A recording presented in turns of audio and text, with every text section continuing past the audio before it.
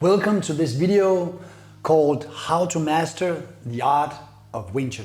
Before we get started, there's a couple of things I'd like to clarify. I understand why a lot of people train Wing Chun for many years and see very little progress. And it's because the key principles are either left out or misunderstood, and the training methodology is inefficient. If you're afraid that Wing Chun is not effective or you have experienced bad Wing Chun in the past, I do understand why. The Wing Chun critics are misguided by the MMA scene. They actually know very little about real fighting, and they are too narrow-minded to pay attention to the beautiful art of Wing Chun. It's true that Wing Chun is poorly represented on the internet and in the MMA scene. Wing Chun is very sophisticated and very technical, and therefore it attracts a lot of intellectuals who do not have a dual fighting mentality for MMA fights. But that says nothing about the quality of the system. Most Wing Chun practitioners only train with other Wing Chun practitioners, and they don't do any hard sparring. And then when they're trained long enough, they become trainers themselves. That's adequate for a real fight, but not for fighting against a MMA fighter who's used to really hardcore sparring and who is really in a really good physical shape and who's actually training 500% more than them. They will not have a chance, but that has nothing to do with Wing Chun. Doesn't matter what kind of style. If you are a boxer, you're doing fitness boxing, you have done it so long that you start teaching it. Now, if you take a teacher who teaches boxing for fitness and you put him in an MMA scene, he'll get beaten up very quickly. Not because boxing isn't a wonderful and really quality style, but because he's not prepared for that kind of a fight. And that's the same with the Wing Chun practitioner. So my goal with this video is to explain to you why Wing Chun is so sophisticated and so brilliant, even though you do not see that in the MMA scene or in the internet. The technical, tactical, and strategical aspects of Wing Chun is much smarter than what we see in the MMA scene today. When talented pro MMA fighters pick up Wing Chun, they're gonna dominate the MMA scene. I have spent a huge amount of money and time traveling the world, training with the best people I could find, and really studying this material so you don't have to. My Wing Chun journey started when I was only 10 years old. I had a very bad temper, and my dad, he took me to the local jiu-jitsu school in hope of me gaining more self-control. Now, I liked the training there, but I didn't like the lack of striking.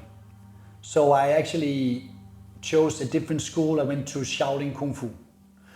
Now, at that school, they also taught Muay Thai. So after a couple of years, I changed to Muay Thai because I found it more practical. And I taught Muay Thai also in United States when I was there, and when I came back some years later, I met up with Sifu Henning de Verne. He was a Sifu of Wing Chun. At that time, I didn't have great belief in Wing Chun because I have been fighting people who did Wing Chun and they had no chance. And I thought I was kind of good at what I was doing. But he controlled me. I did a little bit of testing with him. I had no chance. He was attacking me so quickly in 3 levels, and he was fluent and really efficient in what he was doing. I had no chance. So I had to start this. I had to learn what he was doing. Now I trained for this specific Wing Chun I did back then. I did that for 14 years, and then I did a travel. I took a travel with a friend of mine called Sifu Puyi. We traveled to China. She's Chinese, and we visited different kinds of masters. We picked out the 10 most famous ones we could find, and then we went there and trained with them and learned from them, had private lessons, did interviews. And out of those 10, the one that impressed me at that time the most was Grandmaster Wan Gamleung. Now, his practical Wing Chun was so more practical in that sense that it was so easy to use against boxers or Muay Thai people or grapplers compared to what I was used to. I was very impressed by that. Now, more specifically, his effortless way to use force was really incredible, and his ability to always be in a position of advantage and always ahead on timing. Now, that really inspired me to take that journey. Now, I continued on that journey, and I started at that time. This was in January 2007. It was a 100-day trip. We were there, and since then I've been more than 20 times to Hong Kong or China, studying and training. Now, even though my strongest foundation is the practical Wing Chun of Sifu Van Kam Leung, I really have gotten a lot of inspiration from other masters. For example, Sifu Gok Wei Jam or Sifu Ku Choi Wa, which is like amazing masters, or even some of the people like Jesper Lundqvist. Sifu Jesper Lundqvist is a really great, actually a great master. Or my closest training partner, Sifu Alan Minke, very great martial artist. All these people have been influencing me through all these years. Now, when you have trained for more than 10,000 hours, eventually you will hit a point where everything connects and everything is just unified. It's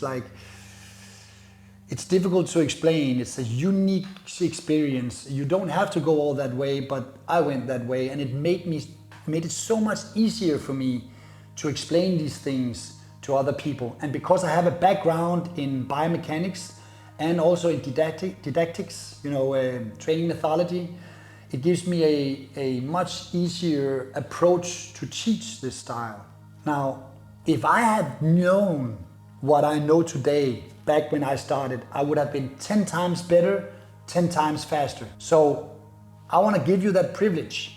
I want to give you everything I've learned. You don't have to do all the traveling I've done. You don't have to spend all that time and money and effort. I'm going to give you the essence of it. That's it. That's the most important thing. You get a shortcut to the essence of Wing Chun. And that's my purpose. It is to help you get that. So this is what we are going to cover in the next few minutes. Why Wing Chun most likely is the most superior martial art in the world. What makes Wing Chun so different from other styles, and how you actually become a smarter fighter and what that really means. So let's jump right into the first topic. Now, there's several reasons why Wing Chun is probably the most efficient, most effective and smartest martial art in the world. One of the key reasons is that Wing Chun teaches you how to fight on a distance that other people try to avoid. If you are a boxer and you are really good at it, if you get caught on the ground with a grappler, you will lose on uncommon ground, on unfamiliar ground. Now, if the grappler cannot get the boxer down, the grappler will lose standing up on unfamiliar ground. What does this mean? It means that everybody loses on unfamiliar ground. Now, Wing Chun has specialized in closing the distance and staying on a distance nobody want to be in. What distance is this? Well, it's just a little closer than the normal striking distance. Approximately the same place where you are clinching if you, for example, is a Muay Thai fighter. But instead of clinching, we have cultivated in Wing Chun a system where we can control the distance and pressure, and without being in any way vulnerable, being able to constantly attack the opponent. Now, the Wing Chun method is to close in and stay on close distance and beat you up on unfamiliar ground. Now, a lot of people is going to say, well, hey, then they just take you to the ground. But that's the second thing. That's why we have made the system very strong on handling any situation where somebody can grab onto you, to avoid it. While you're beating them up, you are avoiding them grabbing you, getting closer or getting further away. It's brilliant because anybody who want to get us to the ground, they have to pass this distance. And anybody on a further distance, if they don't close, we have too many options. Once they close, they get into this distance. So somehow you're going to end up there anyway. Actually, any distance fighter If you have a long reach and you have an advantage on long distance, your vulnerability will be on close distance. If you learn the principles of Wing Chun, you will be a much better distance fighter, being able to handle people who gets too close. Now, if you are a fighter who prefers the ground fighting, you need to be able to close the distance. And the most vulnerable distance is right when the person can strike you. And that's where we are in. If you learn Wing Chun as a ground fighter, you're going to get a much easier access to your ground fighting abilities by learning the principles of Wing Chun. Now, if you just want to stand up fighting on close distance, like we prefer, why would you do that? For two main reasons. On distance, you will always have a disadvantage against the stronger person with a longer reach. Always. So you will not have that, you will have a disadvantage. If you go to the ground, you will also have a disadvantage to the stronger person if he has a weapon, if there's multiple opponents. There's so many aspects that makes you very vulnerable on the ground. The brilliant part of Wing Chun is actually that you learn how to always be in a position of advantage. Not just in one dimension, but in multiple dimensions. So now you're probably thinking, if Wing Chun is so superior, why are you not dominating the MMA scene? And the answer is very, very easy. It's because nobody trains Wing Chun the way an MMA fighter trains. To fight in MMA, you have to have a fighter's mentality, fighter's mindset. You have to be fit for it, have been training specifically for that. And you have to have really good timing, ideally perfect timing. To really win, you have to have those three things. But remember, anybody can train that. You're probably going to meet somebody who does have a fighter's mindset, who does have a really good timing and do have that physics. So how are you going to win? How are you going to be superior? You're going to be superior by having better strategies, better tactics, better techniques. That is the X factor. In Wing Chun, they do have that X factor. What they lack is a fighter's mindset, physics, and timing against real fighting. If you do not cultivate that, you will not be able to fight as an MMA fighter. So that's why Wing Chun is not doing really well in the MMA scene. It has nothing to do with the quality of the system, but it has everything to do with the people training and the approach to training. You probably think everybody think that their style is the best, and you're probably right. But actually, I've trained a lot of different styles. I'm not saying that I'm mastering them, but I do understand them. In general, I do understand them. I've trained high quality ground fighting with some of the best people. I've trained weapons fight with some of the best people. I've trained Thai boxing with some of the best fighters. There's nothing wrong with the systems. They're great. They're great. All of them are great. Now, I just understand what makes their system superior. If anybody had a greater system, I would do that. If anybody had a technique that was smarter than what I'm doing right now, I would do that. But I just don't find it. It doesn't mean that I don't improve. I constantly meet up with masters that actually teaches me essential things. But the ones that really teaches me the essential things are usually from Wing Chun. Now, can you be inspired by any style? Of course. All styles will give you a better perspective of what you do. But Wing Chun is just so unique. It has some essentials that is so key, so foundational, that no matter what style you do, if you integrate it, you'll get much better at what you already do. All right, let's move on to the next topic. The topic is, what makes Wing Chun so unique compared to other styles? And the uniqueness of it is not that it's you using effortless force, and it's not that you can handle explosive force effortless. It's your ability to put yourself in a position of advantage on multiple levels and constantly being ahead on timing. If you can do that, most likely you will win any fight. Now, Wing Chun specializes on a specific distance where you are very close to your opponent and you're striking and attacking constantly while controlling space. Now, other systems also have this aspect, but it's just an aspect. You see it, for example, in Muay Thai, where they're in the clinch, or you see it in very close boxing.